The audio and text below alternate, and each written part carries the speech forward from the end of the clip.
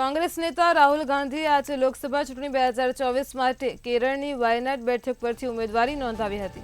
આ પહેલા તેમણે બહેન પ્રિયંકા ગાંધી સાથે 1 કલાકનો લાંબો રોડ શો પણ કર્યો હતો।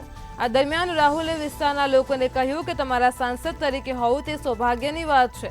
તો બીજી તરફ દિલ્હીમાં કોંગ્રેસ પાર્ટીના 5 ન્યાય 25 ગેરંટીને દેશની જનતા સુધી લઈ જવા માટે ઘર ઘર ગેરંટી અભિયાન શરૂ કર્યું છે। कांग्रेसना राष्ट्रीय अध्यक्ष मल्लिकार्जुन खड़गे उत्तर पूर्व दिल्ली लोकसभा बैठक परथी तेनी शरूआत करी हती। पार्टी ओछामां ओछा 8 करोड़ घरों में कांग्रेस गेरंटी कार्ड पहोंचाडवानी योजना बनावी रही है।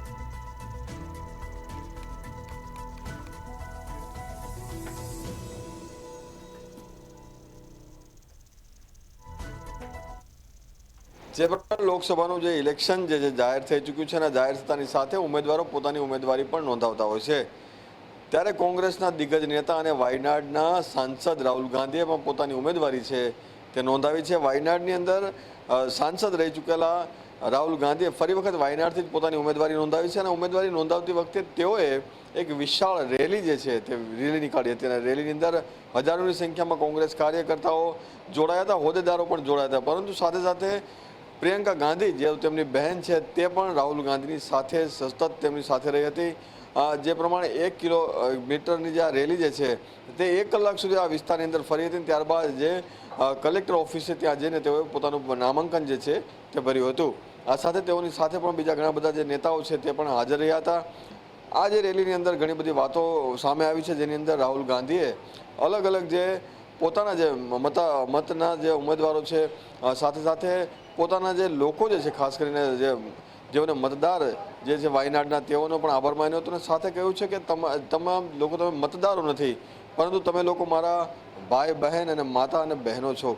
મેં તમને મતદાર તરીકે કોઈ દિવસ રાખ્યા નથી, ફક્ત ને ફક્ત મારા પરિવારના જે લોકો છે તેઓની રીતે ગણ્યા છે, આવું પણ તેમણે કહ્યું છે। સાથે સાથે તેમણે જે ઘરના જે ગેરંટી કાર્ડ જે છે તેનું પણ વિતરણ છે તે તમામ જગ્યાઓ પર કર્યું હતું અને સાથે જ એક સારી લીડ સાથે ફરી વખત જીતી શકાય તે માટેનો જે પ્રયાસ અને પ્રચાર છે તે પણ કર્યો હતો।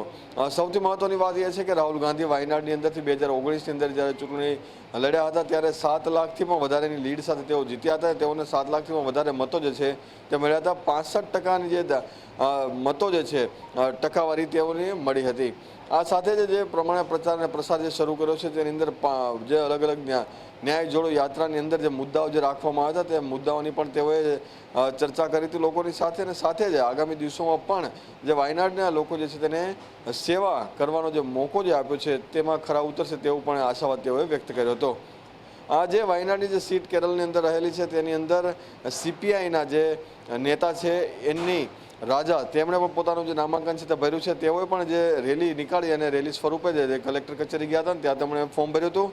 સાથે જ ભાજપ તરફથી કે ચંદ્રશેખર જે કેરળના અધ્યક્ષ છે ભાજપના, તેઓએ પણ આજે રાહુલ ગાંધીની સામે પોતાની ઉમેદવારી છે તે નોંધાવી છે। એટલે કે રાહુલ ગાંધી વાયનાડ સીટ જે છે તેની અંદર ત્રિપાંખીયો જંગ થવાનો, સાથે નાના મોટા ઘણા બધા અપક્ષ ઉમેદવારો પણ આજે સીટની અંદર પોતાની દાવેદારી છે તે નોંધાવી રહ્યા છે।